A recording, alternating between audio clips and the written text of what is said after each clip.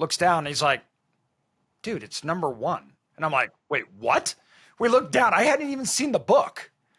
And I was like, oh my gosh. So we started calling everybody. We're like, yeah, apparently we didn't say anything, but apparently it's known. So we've got to let it out, let it go.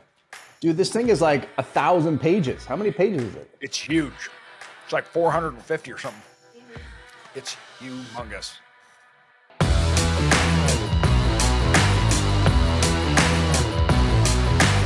Welcome to Drunk Real Estate.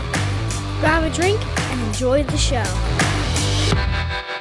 Hey there, welcome to episode 51 of Drunk Real Estate. I am Kyle Wilson, Ashley Wilson's husband, and I've got the whole gang together. We're back in black, ready to do a debate tonight. But first, Mauricio, how's it going over there?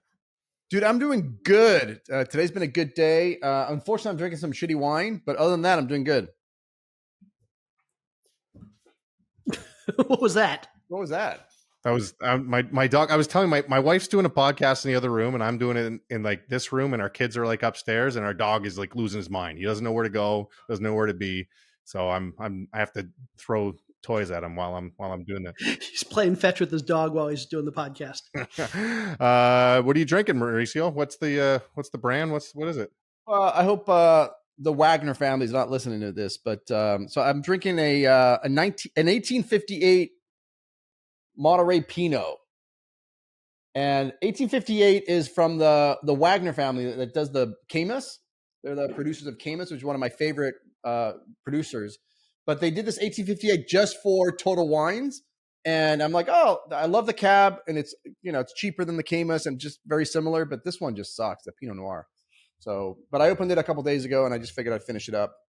And I'm saying, I figured you for a guy that like if you open the wine, you didn't like it, you wouldn't drink it. You would just throw it away and open a new bottle. Like you didn't seem like the type who would stick it out. I texted you guys the other day, and I had I was at a restaurant. I had a Kistler, which is really, really good. And I just realized like life's too short to drink shitty wine, man. I mean, I think I've just I'm drinking less. And so I think that from now on, I'm only gonna get like high-end bottles. That way, I'm not just gonna drink on a random Wednesday night. And if I do drink, it's gonna be some good stuff. I'm like, this drinking average to whatever wines is just not doing it for me anymore.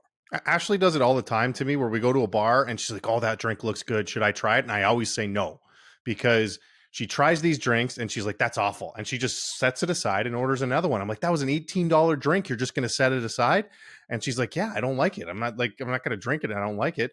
And so I end up drinking this shitty fruity drink because I will never leave a wounded soldier on the bar. And so I would just tell her, don't order the new drink. I leave wounded soldiers all the time. I was with my partner Bethany LaFlamme at a bar last night at a restaurant. And I saw Sea Smoke, Jay. I'm like, hey, Sea Smoke is like a really good Pinot, like a really high-end Pinot that you don't usually find in restaurants or bars. So I ordered the Sea Smoke, and instead of getting the wine, I got like a regular drink. Like, I don't know what it was. It was some nonsense. And I'm like, I took one sip of it. I'm like, I can't drink this. So then I ordered a Chardonnay, and they just took it back. I'm like, Wounded Warrior. That went into the sink. That drink went. It was like a $25 drink, and it went in the sink. You guys done? I know. Well, I just know AJ's going to back us up. He probably sends bad drinks back all the time, right, buddy? All the time. Like I have a very high bar when it comes to my drinks. Like if that Diet Coke's a little bit flat, then it's going right back. No, right back. Like can't take that. How's it going, man? Going good. Speaking of that, we're all out of plastic cups. So. Oh wow! Look at that. I know. Classy. Yeah, glass. That's right. It's even got our logo on it. When you say our logo, you mean Drunk Real Estate logo? Well, you haven't sent me any of those. Working on it. Yeah, guys, why don't we have our own glasses? Jay Scott's been working on this stuff for like the last 17 months, and I'm still waiting for whatever he's working on. The branded merch? Yeah. Dude, I'll just get somebody in here and we'll have it next week. Yeah, if we get a pretty good logo too, right? Like, I feel like it's good. All right, Jay, your turn. How's it going, man? Good. I am doing well. I decided, and you guys are going to beat me up for this, but I'm not drinking tonight. Need to stay sharp for this debate. No, it's actually not the reason. So I'm fat. That's the reason. I'm going to be completely honest. I need to lose some weight, and the issue isn't that I drink too much. I actually drink very rarely these days. But the problem is if I have a drink, like I finish up this show, I've had a drink, 2 drinks, I'll go and I will eat junk food for the rest of the night. Drinking just drives me to eat crap. And so I'm trying to eat super healthy. And so I'm abstaining this evening, and I've got I've got my decaf coffee, so I'm good. Now, well, I don't have anything to talk about on the alcohol front. I did want to talk to you guys about something. And I probably should have brought this up separate from our recording, but I'll bring the viewers in on it as well. So apparently, according to what I'm seeing on the screen, as of last week, Riverside, our recording platform, now supports live streaming. So Like while we're recording the podcast, we could just be like live streaming this. yeah, so like we record, and it looks like we can live stream to YouTube, to Facebook. We can just throw out. It looks like we can just give a browser link. So basically, people can follow along. They can comment. They can chat, whatever, while we're doing this live. So I'm thinking we do this live streamed every week. Thoughts? That'd be cool. Every week? I think that's probably a terrible idea. Yeah, it's a terrible idea. Yeah, because what happens is people. I got an idea. I guys, wait. I got an idea. Since this is a debate episode, first of all, instead of getting into this right now, we got to talk about me first, and then we have the main debate, and we'll do like an undercard debate. So like we will be like, we'll have that. We'll debate the live stream thing. It'll be like the undercard to like the McGregor fight. Will be like the fight before. So talking about me. Before we go to that, I like that idea because this way Jay is probably going to win this debate anyway, but it's good for him to win the undercard debate and not the main debate. So let's let him win something, because I'm sure he's going to, win on this one. Well, I know you guys are all worried, but I brought out, I think I've had this one before, the 1792 small batch. I love it. Picked up some more of that. So I'm going to crack that. So yeah, should we get into the live stream debate first? For those of us who are, elite wine drinkers, what does 1792 mean? What do you mean? What does it mean? It's the name. Like why is it called 17? Is that like the year it was like born? Like why is it called 1792? All right, I'll read the back for you. Named in honor of the year Kentucky joined the United States, 1792 small batch bourbon is made from a marriage of a few select barrels. There you go. There you go. A little history lesson. Awesome. That's what I wanted. According to my math, 1792 was also a leap year. Speaking of Kentucky, I spent a little bit of time with Secretariat's grandchild a couple days ago. Just FYI. Really? You know how many like Secretariat's got like thousands of kids, doesn't he? 692. That guy just like he won, and then he just like he's got the life. Like spends the rest of his life just hanging out, eating well, and going in a cup. Secretariat put the stud in the word stud. He put the word stud in stud. I mean, he's 692 or 672 kids. Jay, Secretariat was only doing live studdings? Is that what you're trying to tell me? So legally, yes, they have to. They can't do artificial insemination for racehorses. I've seen the YouTube videos of that. It's interesting to say the least. And Jay Scott condones this behavior.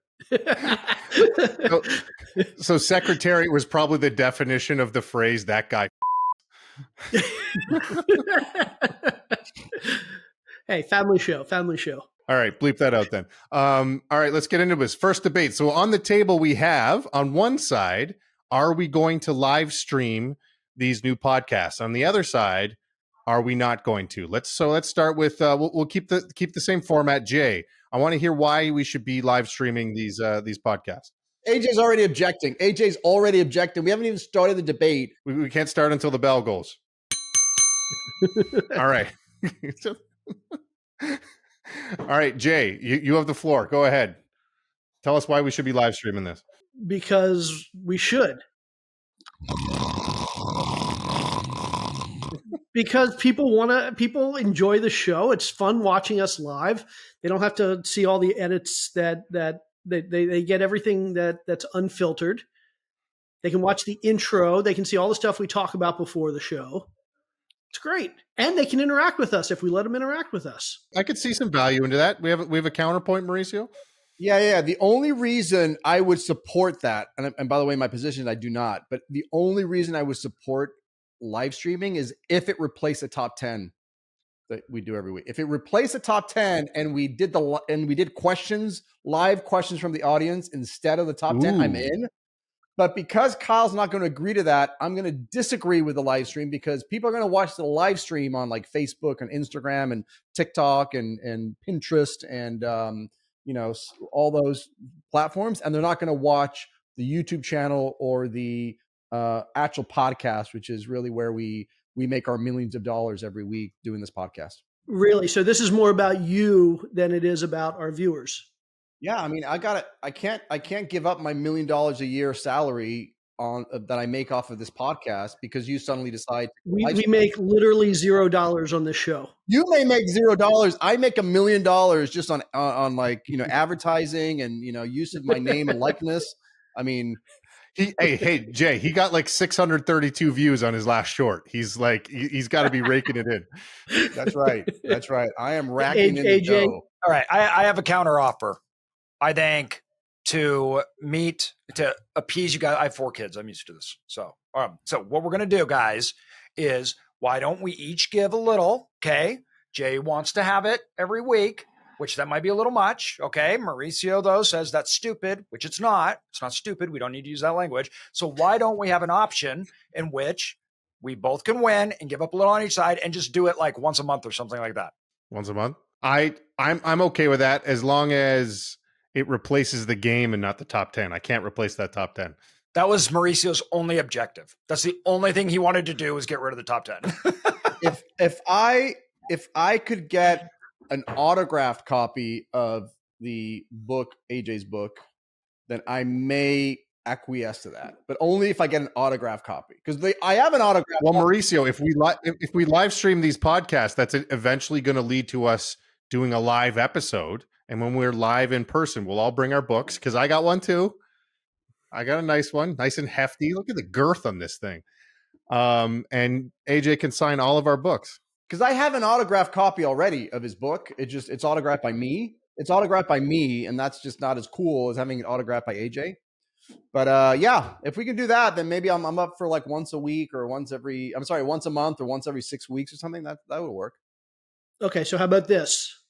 We have our predictions episode coming up 2 weeks from today. We're recording January the 25th, or I'm sorry, June 25th. We want to make that our first live stream. I can start marketing it. Yeah, let's do it. Mauricio, you okay with that? I'm texting my marketing person to see how much money I'm going to lose by doing the live show. Hold on a second. Let me just check here. You lost more sending the text. All right. I think it's settled then. 2 weeks from now, June 25th, live streaming it. Good talk. Hey, that was a very cordial debate. So let's I wanted to let Jay win that one because I don't know, I feel bad for him. So let's let Jay win that debate. The pounding you're about to give him. I get it. All right. So this debate is surrounding deflation. So we all know that Fed is on this vendetta to get inflation down to 2%, but no one's really asking, why are we targeting 2% inflation?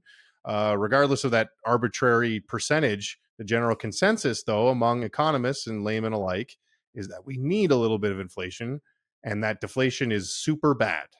So Jay is along with those economists because since he's kind of an amateur economist, he likes to play one on TV.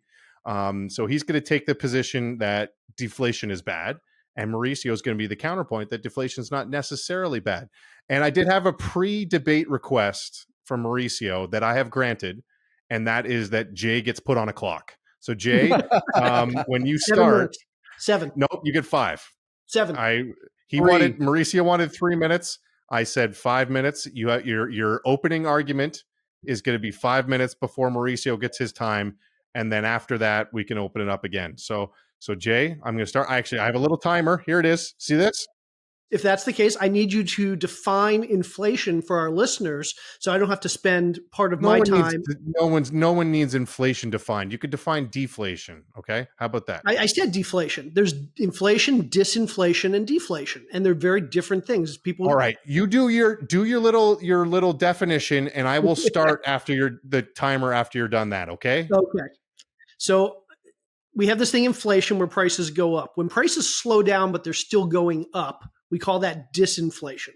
When prices actually go down, when they retreat, that's deflation. Okay, so I just wanted to make it clear that the fact that we went from 9% inflation to now 3 or 3.5% inflation, according to the government's data, is not deflation. It's just the slowing down of inflation. Deflation is when that CPI number actually goes below zero, goes negative, and prices are actually going down. So I just wanted to get that out of the way so that there was no confusion there. Okay, so we can start the debate now. Hold on. All right, you are now on the clock, Jay. Start. Okay, so let me start with, there's no universal good and bad. A lot of times what's good for one group of people is bad for another group of people. And we've often talked about the consumers in this country are sometimes at odds with the businesses. So businesses like inflation. We need a little bit of inflation so that businesses can continue to make more money. They can continue to keep the economy moving forward.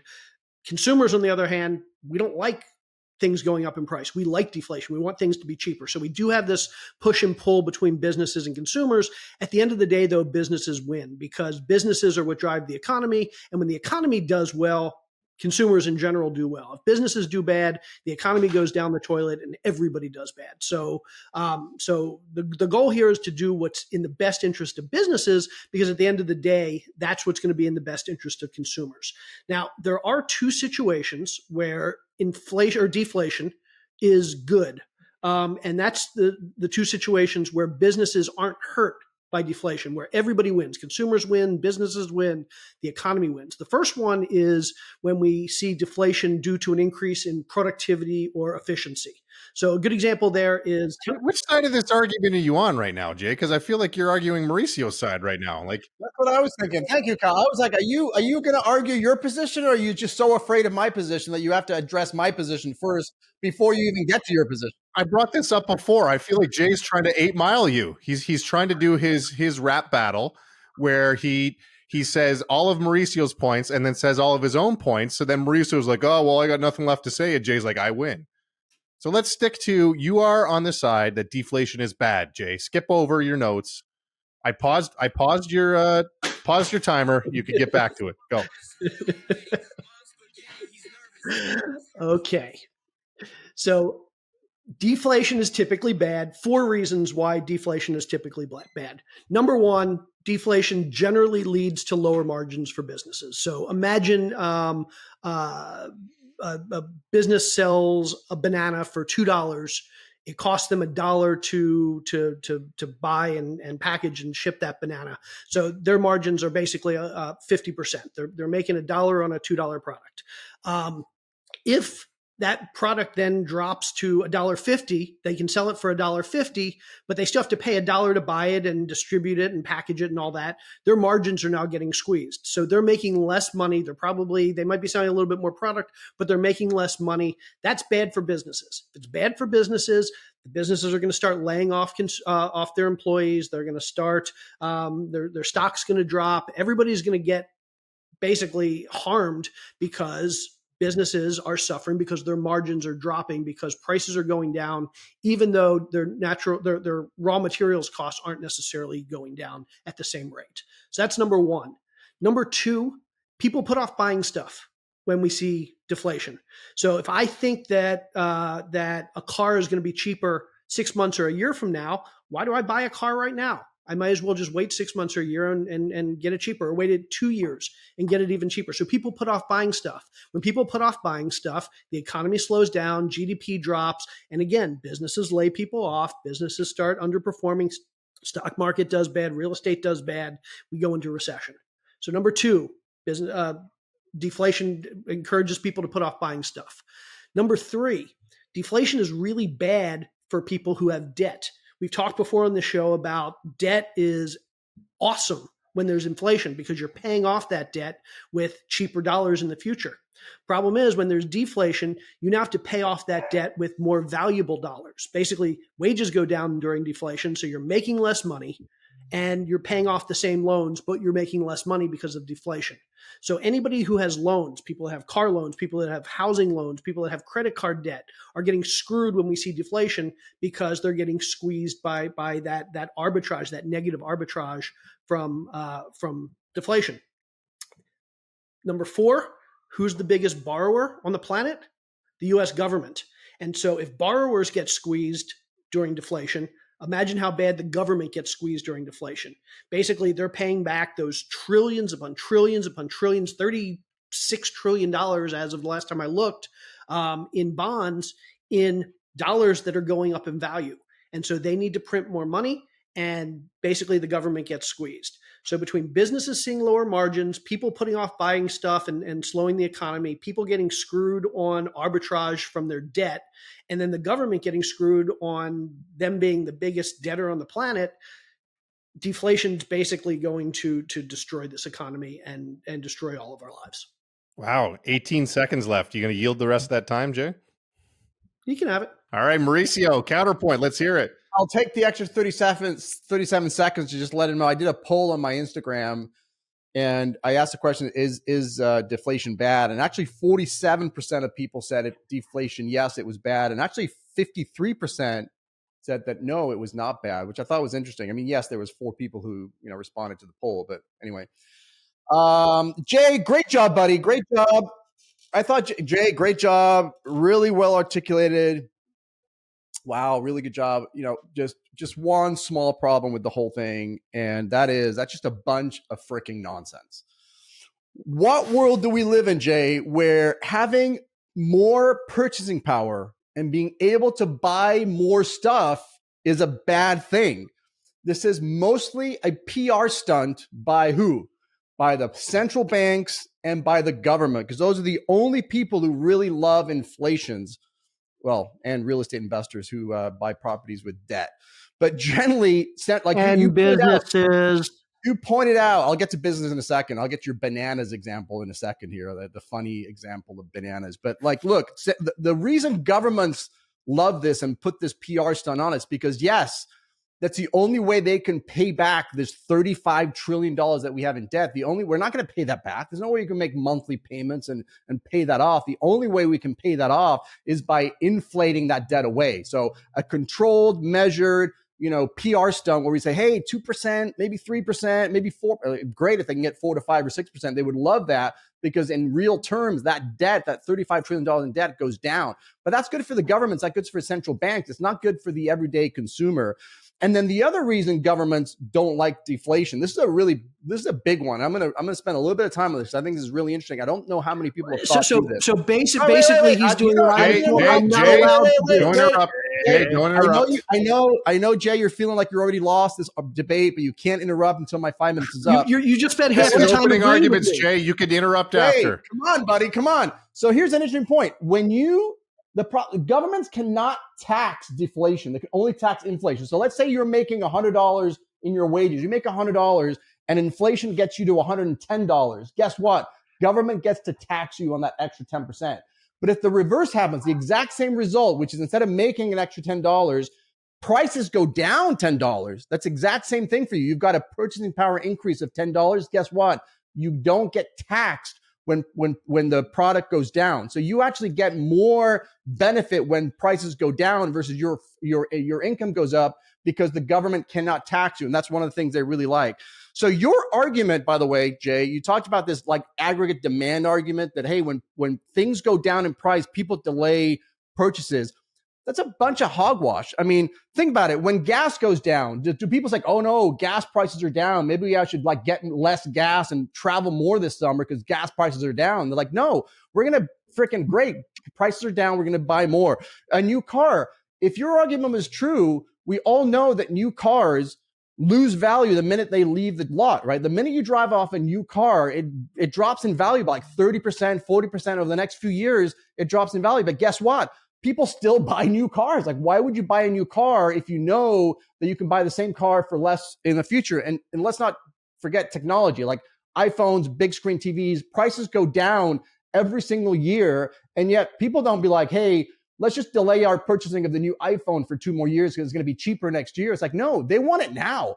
People want shit now. Sorry, family friendly. People want stuff now. People don't delay that gratification. In fact, they put it on credit cards. That's how bad people want stuff. They want to put stuff on credit card. They pay 15, 20% more today because they just want it now. They're not going to wait 2 or 3 years. So that's one of those big fallacies. And when it comes to businesses, by the way, your banana interest, businesses, yes, prices come down, but guess what? Their wages go down, because that's what you didn't actually bring that up. I'm going to make that argument for you, but wages do end up going down a little bit, which is not the end of the world, by the way. So businesses get the benefits of low wages. They get the benefits of low input costs, right? Because if things are going down in price, then the business's input costs go down. So they're actually be able to benefit from that. And the same argument works when people talk about, well, wages keep up with inflation. It's the same argument on the other side. It's like, look, it's okay if your wages go down, if prices go down even faster. Like, here's another thought experiment. Let's just say, think about what you make a year. Like the average American makes $60,000, $70,000 a year, an average household. If I told you that your wages were going to be cut 50%, like you're down to like 30,000, you'd be like, holy shit, like I'm screwed. But now let me tell you, you know what? Prices are back at what they were in the 1950s, where you could buy a house cash for $7,000, or you could buy precious metal, an ounce of gold for $35 an ounce, or you could buy all these things really, really cheap. Then who cares that you make $30,000 a year when I can buy a house for $7,000? So just because your wages are going down isn't a bad thing, as long as the prices are going down at a faster rate. Just like when you say inflation, as long as your wages are going up to keep up with inflation, that's good. And then I didn't get to the last 2 points because I'm running out of time. And in fact, I'm not even going to make the other 2 points, because I think with my 1 point right off the bat, in what world do we live on that getting more purchasing power is a bad thing? All right. Well, heated first round there. Heated first round. I'm going to go take it back to the news desk. We have AJ Osborne reporting from Fox News desk, and I want your opinion of what happened in that first round and who took that home. All right. So, I think we had a very clear divide here. It is obvious that we can see the arguments being made were very passionate. I think if we're going to look at the arguments, though, we're conflating and I think mixing up a few things. And so, first thing that I would think we keep kind of talking around in circles about is there's a difference between, let's say, capital, money, asset deflation and price deflation, right? Now, price and consumer deflation is very different than monetary deflation. And by monetary, I mean debt, assets, right? That kind of stuff. And one of the main reasons is because of the use of debt. Now, I think in a perfect world, Mauricio, yes, of course, things get cheaper and get to free. We'd all love that, right? So I agree with you on that point. Now, Jay, I also agree with you on the point, though, that this ends up and can be a very horrific thing. Deflation means depressions. You get depressions from deflation because assets start to spiral downward and nobody wants to buy them because they're going to be worth less. And because of debt, leverage, things like that, it creates a kaleidoscope going downward that just can't stop until everything ends. That's principally what happened in the Depression. That's what they were trying to stop in 2008, and they learned to stop it by injecting money into the economy, which creates the opposite effect of deflating asset prices, money prices. It gives a surplus of capital, which means your money in your bank is worth less. So people want to allocate into assets. That stabilizes asset markets, both businesses, real estate, all other assets. So first thing is here, prices. Nobody, yes, the cost of technology goes down. That's a deflating effect because your TV that costs $10,000 for a flat screen TV is $500 today. That is not a bad thing, right? At all. Now, if your house was worth less, that would be a bad thing for anybody that owned a house. The only person that that's good for is someone that's buying it, right? But if you think that a $200,000 purchase is going to be $50,000 less in a year, you're not buying it. Nobody is. right? Now, of course, that's not true when we look at like TVs, things like that, because those are consumer prices. And we want something to get it now because we want to use it in that way. It is not considered an investment. It's not large amounts of capital. And we already accept that all consumer goods lose value as soon as we buy them. That's not an expectation that my TV is going to be worth more in a year, right? So there's two totally different things here. Financially speaking, on the money and asset side, deflation is not only devastating, it is like a death sentence. Now, on price side, though, I agree, it's good. And consumer side, we actually want markets to become very efficient. We actually hope that as markets become more efficient, the prices deflate because of competition and efficiencies in the marketplace. So at the end of the day, you're both right, but not if you're conflating it across the board. Consumer price deflation, good. Monetary deflation, very bad. Assets, stocks, things like that. And the reason why it is so bad is it can't be stopped. So it is it's an economy death sentence. Inflation, right? Once you get into hyperinflation, it is like a monetary death sentence where all of a sudden you're making the overall money and what it's backed irrelevant, and lots of countries actually lose their currency because of it. Deflation on the asset side, business side, everything, that ends the GDP. It just destroys it. And that can put your country into essentially bankruptcy. Well, let me take the other side of this. Not that I necessarily believe this, but this is the argument that I always hear, and I'm going to push it back on Jay since he's the anti-deflation. And the argument against this is there's been periods in history, mainly 1870 to 1890, and then if you look back at like the Industrial Revolution, where productivity, like massive gains in productivity, led to deflationary times. And since it was productivity that was driving this, then it actually wasn't that bad of a thing. People were producing more things, which that alone was what was making things cheaper. So if that is the case, there's the argument right now. We have AI kind of just on the cusp. A lot of productivity gains are starting to come up. We're seeing the numbers and productivity start to shoe up. Could that lead to deflation, and would that necessarily be a bad thing? So I'll push that back to Jay. So I do want to address a couple things Mauricio said, but I'll answer your question first. No, and I was getting at this in my beginning when you cut me off and said I wasn't allowed to say the good things, but certainly productivity and efficiency gains leading to deflation is not a bad thing, specifically because it allows businesses to maintain their margins. So TVs on an inflation adjusted basis are down like 120% since 25 years ago, the price of TVs. TVs are practically free these days. And the reason for that is because the cost of materials for TVs has dropped 110, 120% over the last 20 years. So the manufacturers of TVs, they're not losing money on the sale of these TVs because they're cheaper. They're making the same amount of money. Their margins are the same. And now Mauricio brought up the point that in general with deflation, generally the input costs, so the labor costs, the material costs, the raw material costs, the distribution costs are going to come down as well. So margins are going to be maintained. But here's the problem. Those things, the labor, the payroll, the raw materials, the distribution costs aren't the biggest cost to most businesses. What's the biggest cost to most businesses? Debt, interest. And what happens when we see deflation? What happens when we see the value of money go up? Does debt become cheaper or more expensive? I think you're arguing, by the way, can we address this? Because I think you're counter arguing the more debt you have, actually, that's right. If deflation's happening, it's not good if you have debt. But most companies, their biggest expense is labor.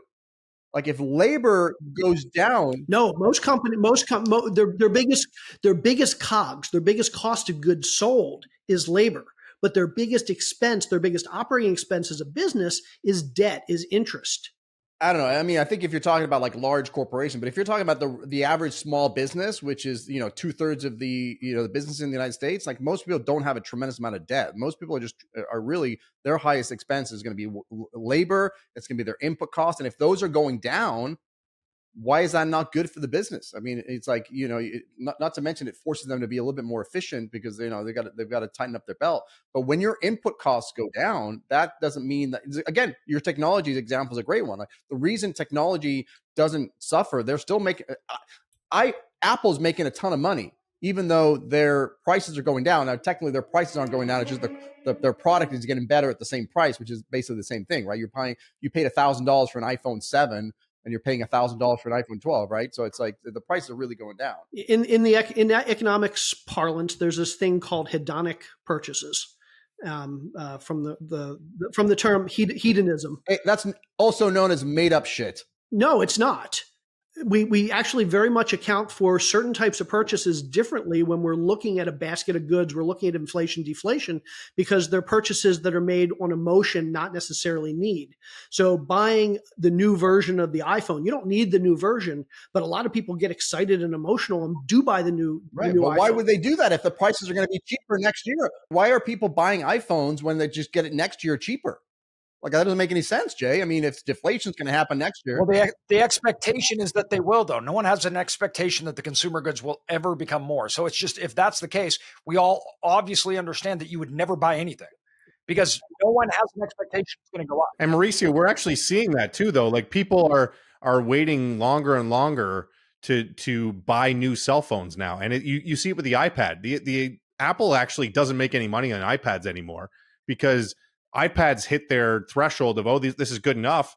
And I don't know about you guys, but we still have like an iPad 6 from 6 years ago because the thing still plays apps and distills everything that my kids need. And so the point is that technology is already deflationary to the TV's point, and we just don't notice it on phones because they come out with a newer, brighter, shinier object every year, and they jack the price up a little bit. So we say, oh, phones are getting more expensive. For the actual same thing that we're getting, it's not getting more expensive. If you waited to buy this phone next year, the exact same phone, brand new, it would be cheaper. So we're already experiencing that, and people are already waiting longer and longer now. And we're seeing more of those people waiting the 2-year, 3-year cycles in order to buy a new phone. Yeah, but I would argue that again, I want to be careful because you guys are throwing out a lot of terms, but like just because something that, again, there's a correlation and a causation. I mean, right now the problem that we're having in a lot of folks is that things are, the purchasing power. Right now we have the opposite problem. We have inflation, so the purchasing power of people are going down. So part of the problem is like, for everybody else, iPhones get a pretty freaking expensive. Like they used to be $1,000, used to be $1,000, and now it's $1,000. But my purchasing power is going down because of inflation. So people are delaying purchasing because they just can't freaking afford it. They got to worry about paying their rent and their food and whatever else. And it's like, oh yeah, when times are good, let's buy an iPhone every year. But when times are tough and inflation's crushing you. By the way, did you just see? By the way, just a little parenthesis. Did you see that Rubio's is filing for bankruptcy? Like one of the biggest chains, I used to eat Rubio all the time. Their input costs have gone through the roof because labor costs has gone up, their input costs have gone up, inflation, their prices up 25%. So at some point, it just becomes a major issue. I mean, I was more upset about Red Lobster and their cheddar biscuits, but you could pick your chain. I mean, at the end of the day, again, all things being equal, the price of stuff coming down shouldn't impact anything because all things being equal, the cost to the consumer is coming down, the cost of the business is coming down. But at the end of the day, there's one thing that is not equal, and that's debt. And it's such a big factor in everything we do. And we talk about, okay, yeah, it would be great if everybody was making, if everything cost 10% less, even if people were making 5% less. But we've talked on this show recently about how much credit card debt there is out there, about how much there is in mortgages, about how much there is in revolving credit and car loans. If people are making 5% less, their credit card debt's not going down. Their monthly payment's not going down. Debt is money. Money is debt. There's more debt than there is money, and that's where we get money from. There is no economy without debt, and there is no money without debt. It's the same thing. There's no difference. That is what the market is. So it's like, if you take out debt, deflation may be okay. You can't do that though. That's not how it works. In theory, if you take out debt, it's all things being equal, it's the same. Everything goes down, everything goes up. It all equals out, but debt is that one factor that doesn't, and that's the reason why the government likes inflation. It's the reason why we as real estate investors like inflation. It's the reason why 2 years ago, 3 years ago, when we were just beginning COVID, I said to people, take out as much debt as you possibly can, because the new asset in 2020 and 2021, the asset wasn't real estate anymore. The asset was the loan.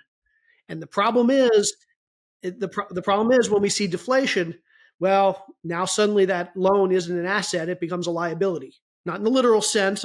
Yeah, but what percentage? But the problem is, what percentage of the population is the central bank and the government? Zero. What percentage of the population actually owns real estate as an asset that they're looking at? It's a very small part. We're talking about the vast majority of Americans, 80% of people, 70%, even in homes. None of that matters. Our entire economy is based on debt. Like the entire bank, can our economy survive without the banking system? Because what would happen if deflation were to happen? Then people would make less. To your point, people would make less on their wages, but their debt's not going down. So how are they going to pay their debt? They're not. We're going to see massive defaults. So what happens when massive defaults? Banks fail. What happens when banks fail? The entire economy collapses. So the problem is, it's not when we say that, like the government likes inflation. It's not that the government likes inflation. The economy needs inflation in order to survive. Our entire economy is based on debt, and the banking system is based on debt. And if that doesn't keep working, then it collapses. Yeah, but you talk about debt. Like, let's talk about the debt, like on the consumer debt, like credit cards. People are going to start defaulting on credit, or already defaulting on credit cards. They're already defaulting on car loans because why? Because they can't afford to freaking make the payments because inflation is taking a hold. They've got to spend all of their money on putting a roof over their heads and putting food on their table. So they don't have the resources to pay those debts. When wages come down, they've got more purchasing power. Why do you just assume that they can't make their debt payments? It's like, everything's cheaper, dude. I can buy more at the grocery store. I can buy more cars. I can buy a house at a cheaper price. Everything to me is cheaper. Because their debt doesn't go down. Their debt payments stay the same, but the amount of money they make is less. I understand, but I have more purchasing power. I have more purchasing power to put towards the debt payment. Like, why do you assume I can't make my debt payment? Yeah, my debt payment. Because everything else is going down. Everything else is going down. So I'm actually making money on everything else. So I've got money set aside to be able to pay that debt. Let's say that's the case. Let's argue. I don't know the data, how much people stop. I don't know. I haven't done the math. Why would you know? Why would you know the data? That's not important at all. Well, no, it's that we don't have exams. Stop it. We don't have the data because we haven't seen this happen. But here's the thing. Let's pretend what you're saying is 100. What do you mean we haven't seen it happen? Kyle just told you it happened in the 19th century. We had like deflation and economic prosperity. What do you mean it hasn't happened? I'm giving it to you. Let's say that's true. Let's say that people's the cost of goods and services goes down more than people's salaries. I don't think it will, but let's say it does. So they have all this extra money to put towards their debt. But here's the thing. Are they going to take out new debt? Why would you take out more debt than you absolutely need, knowing that you're going to have to pay that new debt down in higher value dollar later? Because you can't afford to buy a home without debt. You look, AJ even brought this up, and he didn't mean to say that. Like, why would you? I'm moving to Idaho. I'm hypothetical. I'm going to go be AJ's neighbor. I'm going to move to Idaho. I need to buy a house. Like, it's not an option. I need to buy a house. Like, and I can't buy my house. I can't buy especially AJ's house. There's no way I can buy AJ's house cash, right? But I need debt to buy AJ's house. So I mean, I have. It's like, why would you use debt? Because that's the only way I can freaking buy it. It's the same reason why people buy iPhones. Why does everybody have an iPhone? Not everybody can pay $1,000 for an iPhone. It's because there's debt. It's financed for you. So you got to pay $30 a month or $50 a month or whatever. I don't even know what it is. Whatever it is a month, as opposed to paying $1,000 for the iPhone. Nobody can pay $1,000 an iPhone, but they can pay. Well, it's going to start being $60 or $70 a month if we're seeing deflation. Who cares? That's great. I got to pay less, right? But then they're only making 80 cents on the dollar, so their ability to pay it goes down. That's the point. Yeah, but Kyle, check this out. Kyle, check this out. Eggs. You know what eggs used to be? They used to be 60 cents a 60 cents a freaking eggs. Like, I got more money because I've only got to pay 60 cents for my eggs. All right. Let's do this quick math then, Mauricio. Let's say before you made before you made $100,000 a year, right? And your expenses were $90,000 a year, right? So you were saving $10,000 a year. Well, everything goes down 10%. So now you are making $90,000 and you're saving $81,000. Then all of a sudden your savings went from 10,000 down to 9,000. It decreased. The amount that you're able to save is less. So the amount you're able to put towards paying all these extra stuff is less. So therefore, you're going if the other expenses don't come down, if your debt doesn't come down, if your iPhone payment doesn't come down, your car payment doesn't come down, your house payment doesn't come down, but you're saving less, you're going to default. Eventually people are going to default and banks are going to go under and the entire economy is going to collapse. That's just the way it works. Hey, just for fun, Kyle, do that math again, but assume somebody's spending more money than they're making. Wow, I was given the benefit of doubt because Mauricio gave the rosy picture before that people were saving money, and so I was like, "This is like someone who's setting aside $10,000 in investment." But that is one of the arguments. Like if deflation makes my savings worth more, right? Then there's a propensity to encourage savings, and we need, as a country, as an economy, what do we want? We want people to save so that we can invest those savings. But no one has savings, Mauricio. Nope, stop. Okay, what happens when people save? Why does the Fed raise interest rates during times of inflation, knowing that it's likely going to lead to a recession? They do it because they're encouraging people to save money, because they know it costs more to borrow. They know that they're going to get higher interest rates by putting money in a bank account. Raising interest rates encourages people to save. And the reason why the Fed raises interest rates is because they want people to save, because they want to slow down the economy. But it puts us into a recession. So people saving, in theory, sounds great, but it's horrible, horrible, horrible for the economy.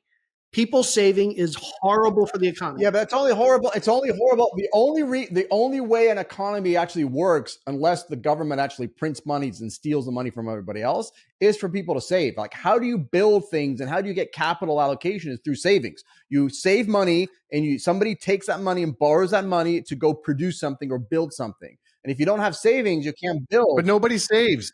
Right, because the government... No one saves. Even with in Jay's example, they raise interest rates so that people save. What happened? No one's saving the money right now. We are like one of the lowest savings rates in history. Because the government's printing your savings.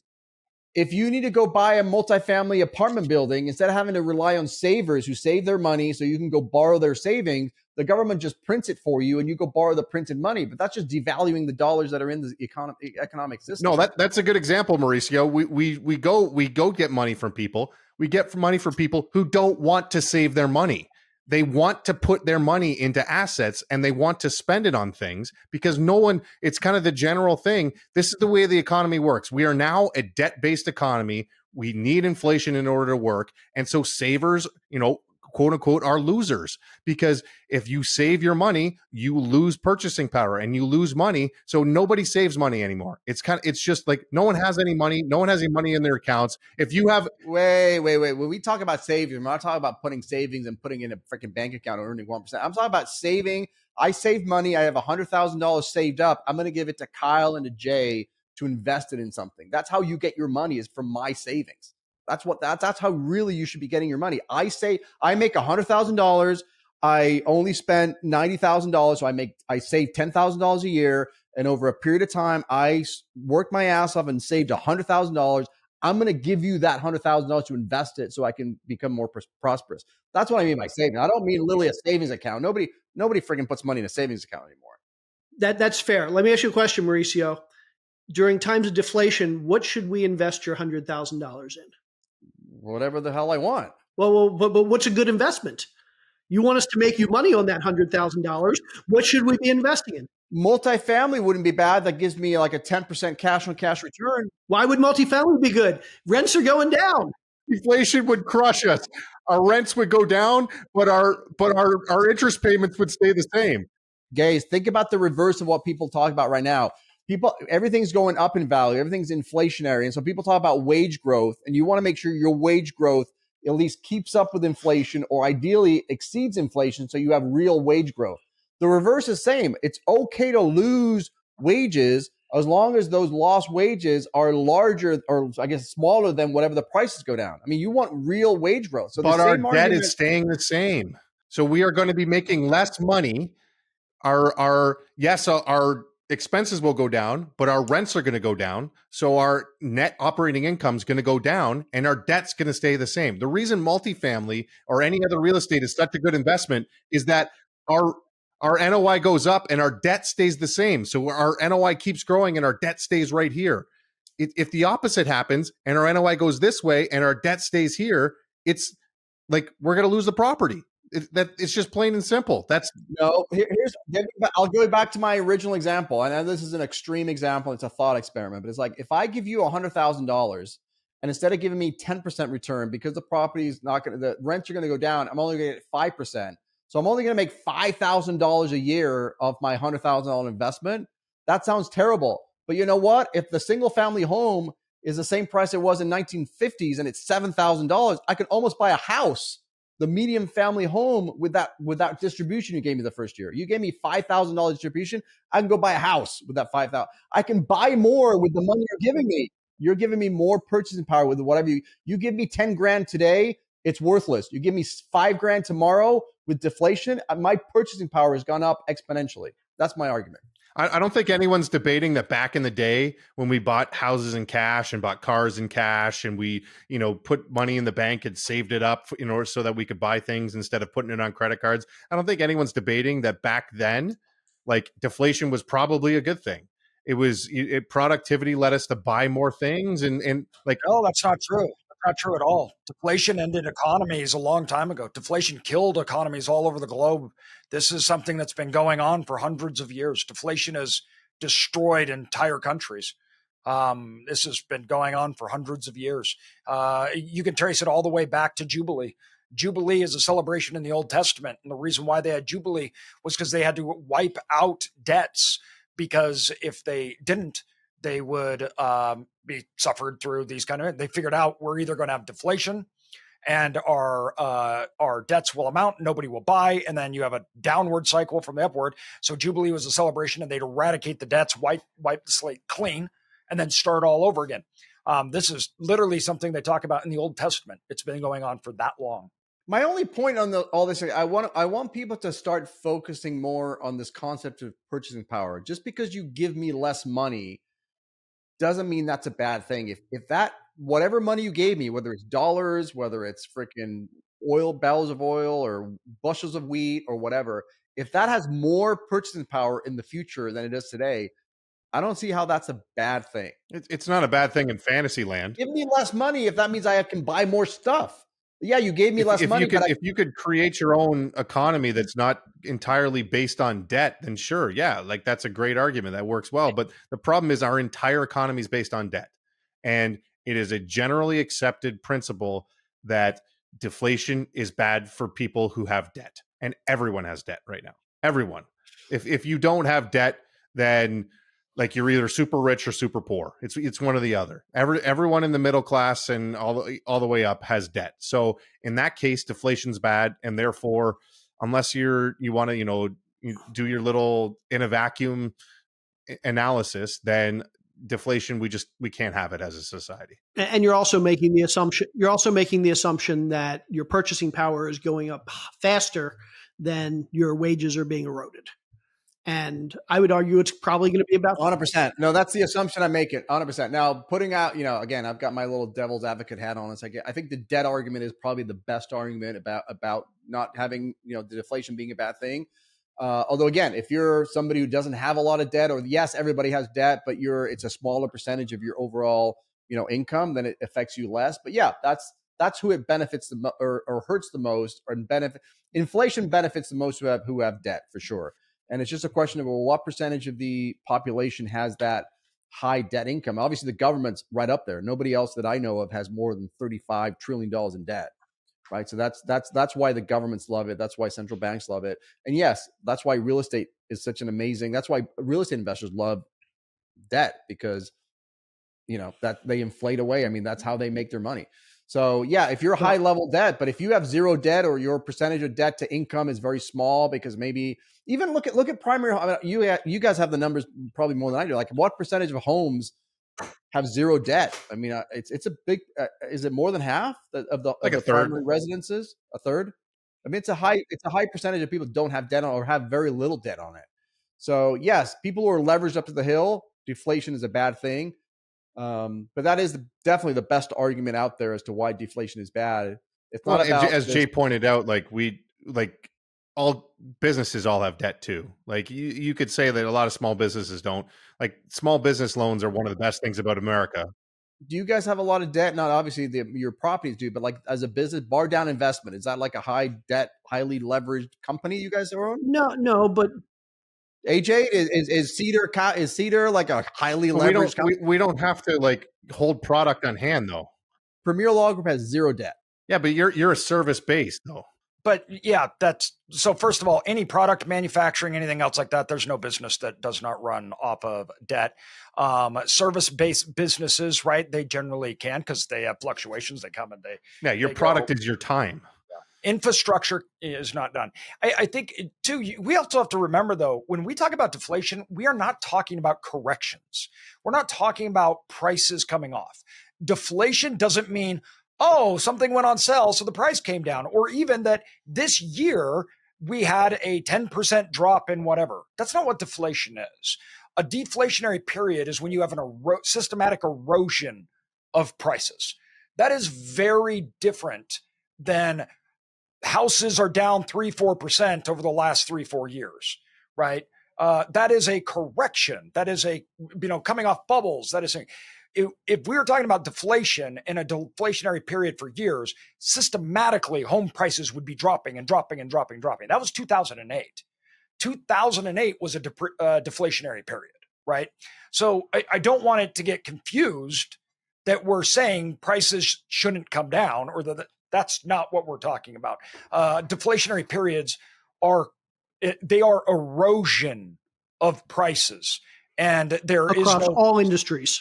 Yes, a deflationary period is an erosion of like everything. All prices and goods and services are coming down. It is not you have one price go here, or someone's giving something on sale. That's not at all what we're talking. Yeah, I mean the only thing I will push back on the original statement, Jay, is that let's go with I like to use the classic definition of inflation deflation. So deflation is the reduction of the money supply that's going around in the system, and inflation is the highest. So we're talking about deflation. Yeah, deflation usually leads to lower prices, but deflation is when we are literally sucking money out of the system, so there's less dollars chasing the same amount of goods and services. And this is why I insisted on defining the terms at the beginning of the episode. Well, good thing you didn't, Jay, because you only had 18 seconds left after you'd made your actual points. So if you tried to make Mauricio's points too. I was very concerned though, like just for the record, I was very concerned because Jay wanted to come in with like a 20-minute introductory statement, and I was going to have 20. I mean, that was my opening negotiation. Fallen asleep. Everybody would have fallen asleep listening to you for 20 minutes. I like the idea of be 5 minutes.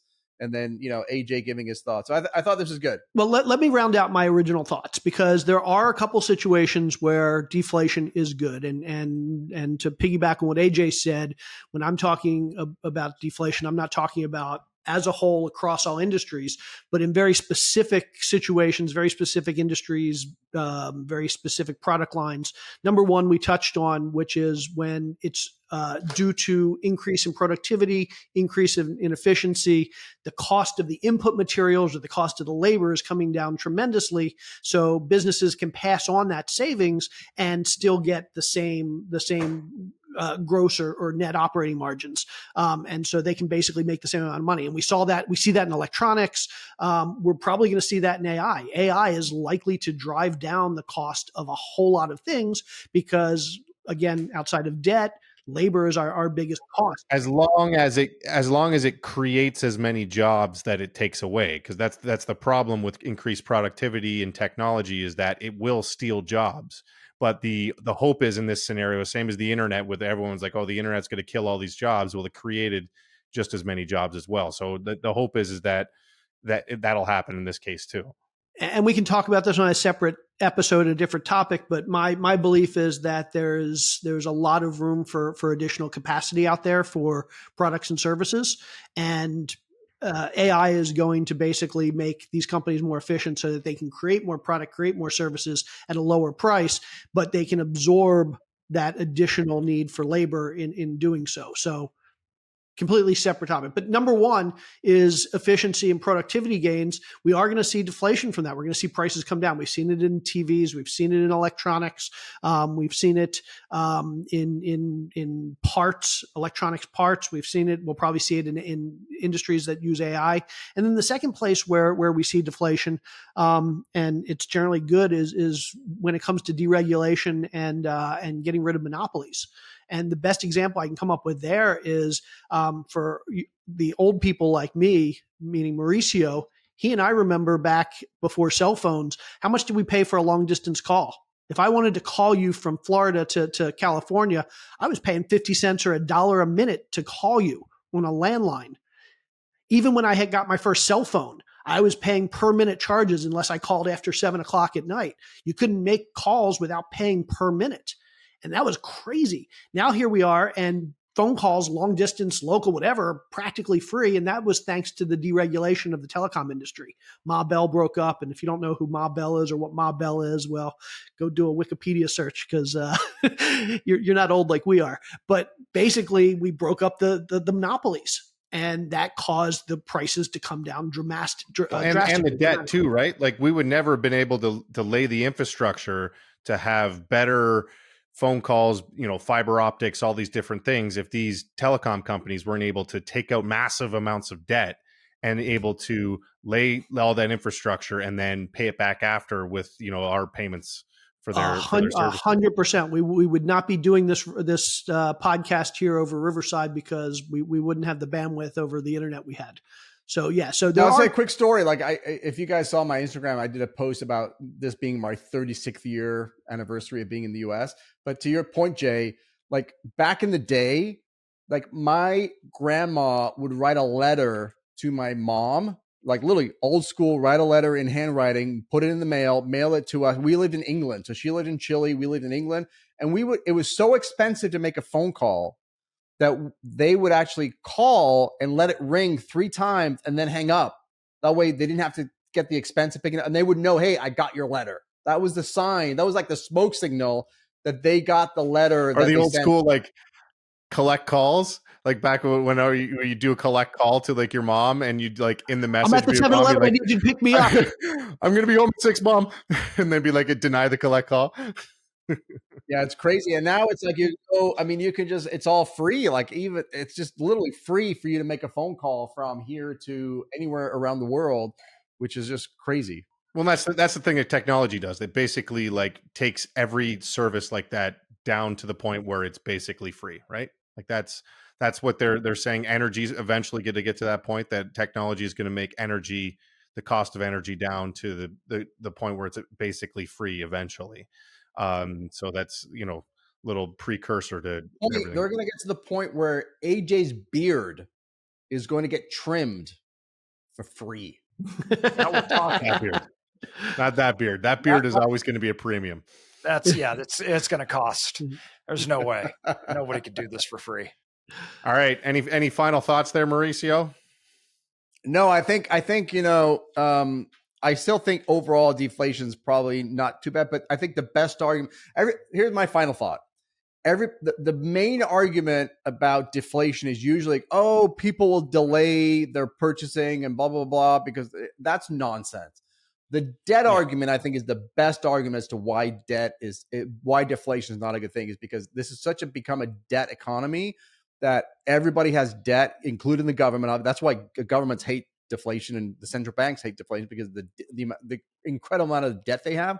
But I think now it's become a point where everybody's so indebted that just the average person has so much debt that deflation for them personally, individually, it hurts them arguably more than it does help them. But that's the main argument, not the argument about, people are going to defer their purchasing because things are going to be cheaper next year. That's a bunch of hogwash. Well, let me throw out a counterpoint to that. So I'm, again, old enough to remember 2008 and real estate prices dropping like a rock. And I remember lots of people saying, hey, real estate is now 10% off, 15% off, 20% off. I could buy it, but I think it's going down lower. I'm going to wait till next year when real estate's 30, 40, 50% off. And then when it's 30% off, they're like, I'm going to wait till it's 50 or 60% off because we don't know how low it's going to go. And so, yeah, I think it's hard to put ourselves in that mindset today. It's hard. I mean, I barely remember 2008, but I remember at the time being terrified because you didn't know how low things could go, and you kept thinking things are going to get much worse. And we could have the same thing with deflation, where it's not necessarily the fear, it's more excitement. It's like, who knows, maybe eggs are going to be, well, eggs are a bad example because it's a commodity. But maybe that Rolex watch is going to be 30% off next year. Why should I buy my Rolex that I've always wanted? The Lamborghini that I've been dreaming about my whole life used to be 200,000. It's now 180. Maybe it'll be 150 in a couple of years. I'll buy it then. So it's real easy to say it's hogwash. But I think there is some reason to believe that the human psyche is going to put off purchases, certain types of purchases, if people think it's going to get cheaper. Just ask a Bitcoin investor. It's a good example there. Jay, do you think the 88 was hazy because of all the cocaine and heroin you were doing, or is that a different reason why? Yeah, when I was 17 years old. Oh, don't even bring up Jay's Silicon Valley times. I'm sure that's all they were doing. It was working 12-hour days and then just going to happy hours and the bathrooms and key bumps, right? Well, no, that was what about my poker days? How do you think I was staying up to play tournaments 4 days straight? Kids, I've never done drugs. Don't do drugs. Drugs are bad. Are you speaking specifically to your kids right now? All right. Well, I must be Nostradamus here, and I must have known that we were going to end with the fact that our entire economy is so based on debt that I might have planned a top 10 based off of Oh, this. Jesus. Who would have thought? Jesus. Oh, Jesus. So I went with the top 10 companies with the most debt. And these are, instead of taking the global companies, because there was a few, I was like, no one's going to know who those are. I went with just American companies. So this is the top 10 companies with the most debt. So you think you can name number one? Tesla. Tesla. Nope. Tesla did not make the list. Really? Nope. Actually, I don't even know it. So Charter is number 10 with 98 billion. I'm gonna guess it's banks and car companies. Well, so Charter is number 10 with 98 billion. Wait. Bar Down Investment. Wait, Bar Down Investments is not on the list? No, we snuck. We were top 20, not top 10. NBC Universal, 103 billion. Then Microsoft, 106 billion. T-Mobile, 114 billion. You're actually going to see a trend here. T-Mobile, AT&T, because as I said, they took out a lot of debt to lay that infrastructure.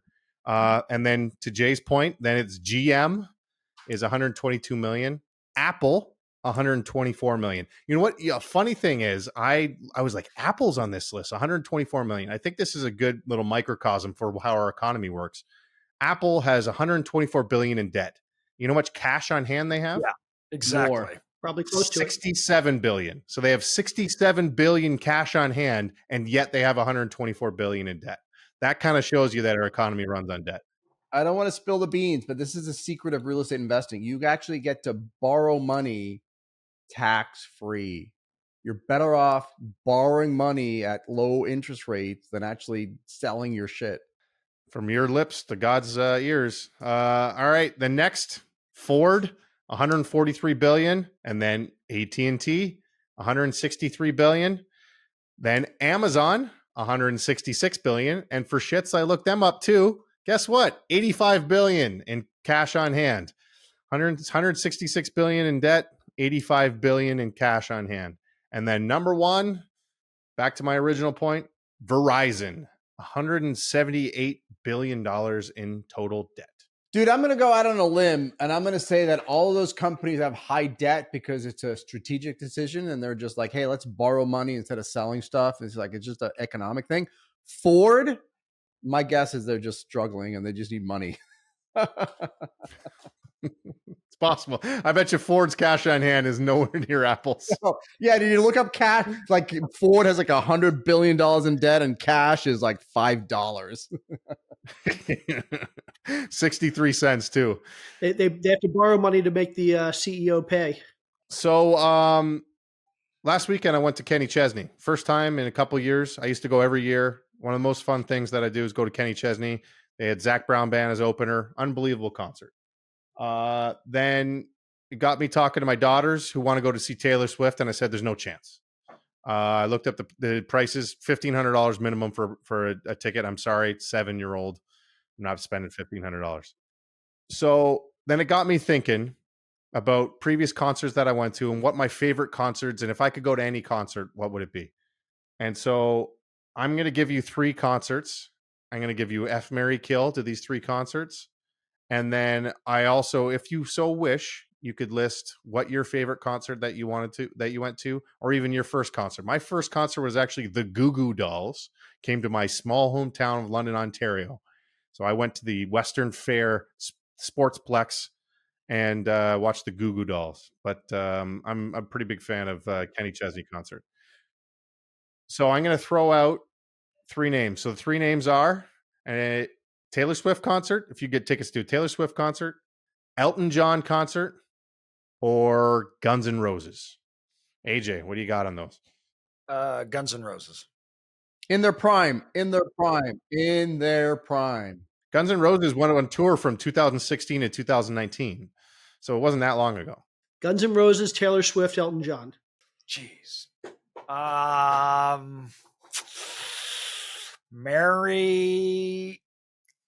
Maybe marry Taylor Swift because she keeps putting out hits. See, he can't say marry Elton John because for religious reasons. For religious reasons. I believe it's called personal preferences.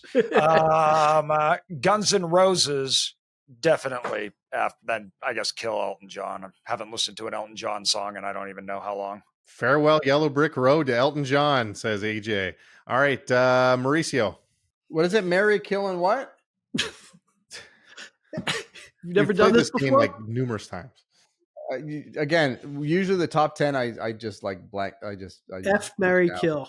I am going to definitely marry. I mean, I've gone to Guns N' Roses concerts, and now that they're back, I mean, at their prime, Guns N' Roses is it. I'm gonna marry Guns N' Roses. I'm gonna kill Elton John, and whatever the third one is, I'm gonna do Taylor Swift. All right, Jay. My wife is a huge Taylor Swift fan. That's all we listen to in this house anymore. But I'm going to have to kill Taylor Swift, marry Elton John, and F Guns N' Roses. Jay, there's no way. Wait a minute. There's no way your amazing better half is going to spend $1,500 on Taylor Swift tickets. Zero chance. But she loves Taylor Swift. I'm just saying that's all we listen to. I'm saying if you just get these tickets, like you get to go. It's not like we're not weighing the costs of a. Are they really $1,500? I mean, is that like front row center, or is that just like nosebleeds? Nosebleeds. Really? The cheapest ticket in the. People are flying. I know friends of ours. They flew to Paris to go see her in Paris because it was cheaper to fly to Paris and buy tickets in Paris and then fly home than to get a ticket anywhere in the US. So what is like front row center? Like what if I wanted like primo, like what if we wanted AJ seats? I got onto AJ's jet and flew from Eagle to LA or wherever. And like, I was going to agree, I'm paying front row center. What am I spending on a Taylor Swift concert? I will look that up as, AJ, let's do a Taylor Swift thing. $8,000. Is that what we're talking about? $8,000? That $8,000, that's going to get you. That's still probably top level. Yeah. Wow. I'll just go to her next concert. Her next concert is in Miami, Florida. And so if I want to go front row, actually she's taking a hiatus. It looks like here from the US. This is taking too long. Well, while you're looking it up, I'll give you some fun facts about my concert history. First concert was Genesis Invisible Touch Tour. Oh my God, you are old. I'm old. I think it was 1987, maybe 6, 7. I've seen Billy Joel. Oh my gosh. How old are you, Jay? How old are you? I'm old. My favorite concert ever was I saw Train back in 2003 or 4 in a tiny bar in San Francisco. Like literally couldn't have been more than like the 4 of us. Like it couldn't have been more than 30 or 40 people. Did you ever watch Beethoven? Ever watch like a little Mozart or Beethoven live? Did you ever watch that? I have no idea what you're talking about. All right, so actually, Mauricio, you're not far off. So for like floor seats, they're about $5,000. So that's per ticket. So I got you and we both have two girls. So if you and me and our two girls came to that concert, that's like $20,000. Yeah, I mean it goes up from there. Obviously, like there's one ticket that's going for 22,000 each, but you could find decent seats here for about $5,000. How about the meet and greet? How much is the meet and greet? I want to go. How much is the behind the scenes meet and greet? You have to sell like you get to come to the concert with 3 children, and you can only leave with 2. You have to pick one and leave the kid with them as an indentured servant. AJ has connections. He's part of the Mormon thing. He has connections. He can get us. He can get actually AJ. You can get Taylor Swift on the podcast, I believe. Absolutely easy. All right, to wrap this up, unfortunately, I'm killing Elton too. I'm going to take one of my daughters to Taylor, and I'm going to marry Guns N' Roses as well. Guns N' Roses was my go-to when I was playing hockey. I'd always crush them before games. Let me throw this out here. I need to throw this out. So just in case he ever listens to this, I need him to know this. My worst concert ever. Dave Matthews. If Dave Matthews, if you're listening to this, I paid $155 for a ticket. I couldn't afford it at the time. He came out. He was stoned off his ass. He did like exactly 60 minutes and 3 seconds. Couldn't understand a word he was saying. He left. Worst concert ever. I will never even listen to a Dave Matthews song on the radio until he sends me my $155 back. So Dave, if you're listening to this, send me $155. We're even. I don't want to say it's as bad of an experience, but like I grew up listening to Counting Crows, loved them. August and Everything After is one of my favorite albums all time. And I went to their concert and they didn't play Mr. Jones. It was one of those things where like they came out, like they stopped and then they did like an encore and they played like, you know, I forget what song they play as an encore. And we're like, oh, they got to have a second encore to play Mr. Jones. And nobody left. Everybody was still in the stands, still waiting. The lights come on. You know, like the lights come on, like when it's like time for everyone to leave. Everyone stood there for a good like 5 minutes before people started to just like slowly walk out because everyone's like, they have to be playing Mr. Jones. And it turns out like Adam Durst is the lead singer, just hates the song. Like he hates how commercialized it was and he refuses to play it. So, and the crazy thing is Kyle tells me this story while we're driving together in the car. And I literally, as he's telling me the story, I pick up my phone, I call my son and I say, hey, tell Kyle my favorite song of all time. He's like, Mr. Jones? I'm like, yep. Well, apparently you're going to have a tough time seeing it in concert because he doesn't like playing it. So, all right. By the way, my favorite concert of all time, Boots and Hearts. It's a country festival in Canada. If anyone ever wants to go to me, it's like Northern Ontario. They have like a shit ton of awesome acts, and I try to go every year. Like they always have like 5 headliners. So stay in an RV, you camp out for 4 days. I even brought Ashley, and she loved it. I didn't expect that. So shout out to Boots and Hearts. All right. Speaking of shout outs, Mauricio, you got a shout out for us? Yeah, I'm going to shout out the Growing Wealth in Self-Storage 2.0 by the one and only A.J. Osborne. Oh, hold on. I got mine too. There we go. Do a split screen there. But by the way, AJ, I did want to ask, how many pages was the first one that this replaced? 150. And this one's 450? Something like that, yeah. So I wanted to know who was doing the math on the cover when they said 2 times more information? Because if it's 150 in the first one and 450 in the second one, my math ain't too good, but that don't add up. The print is 150% larger. Oh, is that what it is? Okay, that's how it works. It was actually when we made it, I had to take out, like, we had chapter 2, the bonus chapter for chapter 2 was bigger than the first book's entire chapter 2. We had to pull out so much to even get it to where we could print it on Amazon and everything. So when we first started it, though, it wasn't supposed to be that big. It was only 2x. AJ, let me give you some a marketing tip. You should release as a PDF the content that's not in the book. Like that should be like a lead magnet for you. How about you just read it on the podcast? We'll add it in. That'll be like at the end. It is actually. instead of the top 10. There you go, Mauricio. He's going to read his cutting room floor. Jay, what do you got for us?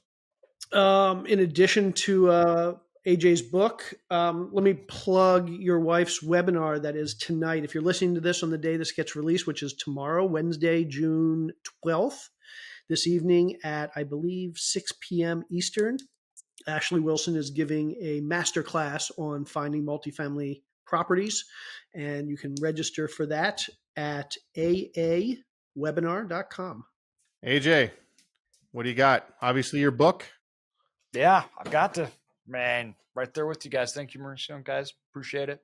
Yeah, I'm only about 3 pages in because it's a daunting task. So I'm sorry. I'll get to it and then I'll get your review up. I will also plug AJ's book. First 3 pages are awesome, buddy. And I also want to plug my wife. Go check her out on the socials at Badass Investor on Instagram and YouTube. All right. Anything else, gentlemen? Or are we all wrapped up here? Because my drink is gone. I'm good. Well, we look forward to 2 weeks from now. Leave a comment if you like our idea of live streaming this, and we'll live stream maybe in 2 weeks if enough people to like it. But we're back again. Wait. AJ, can you not give away a book for someone who's stuck around till the last second of this podcast? Can you give away something that it's some key that they're going to give? Can you give them a book, a free book, autograph? I will. I'll give some autographed books away. So what do you want them to do? On YouTube, comment storage. Can they comment storage? Comment storage. Like and subscribe. Like, subscribe, and comment storage. And AJ will pick how many? One, two. Ernie will pick. Who's picking? the first two. Two. You got 2 people. Free autograph book by AJ if you comment the word storage in the comments. Comment, like, and subscribe, and that gets you in the hunt. All right, we will we'll tally that up next week, and we'll say who won those books. But until then, my drink is gone. Gotta go hit the head. Love you, boys. I'll see you next Tuesday. Later. Thanks, guys. See ya.